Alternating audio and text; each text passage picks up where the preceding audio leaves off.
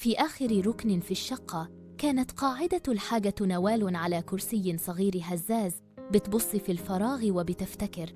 افتكرت إزاي كانت بتسهر جنبه طول الليل لما كان بيسخن، وإزاي رفضت تاكل علشان توفر له حتة جبنة في الوقت اللي كانوا مش لاقيين فيه العيش. كبر مروان وتجوز وخلف، وشت اللحظة اللي قالت له فيها مش هطلب منك غير أعيش معاكم جنب أحفادي اللي عمري ما شفتهم غير في الصور. رد عليها وهو بيحك دقنه، مفيش مكان يا أمي، وميرفت مراتي مش مرتاحة، ودار المسنين أنظف وأريح ليكي. قال الكلمة ومشي وسابها في دار المسنين. في الدار الحاجة نوالا كانت بتضحك قدام الناس، بس دموعها كانت بتنزل بالليل على مخدتها.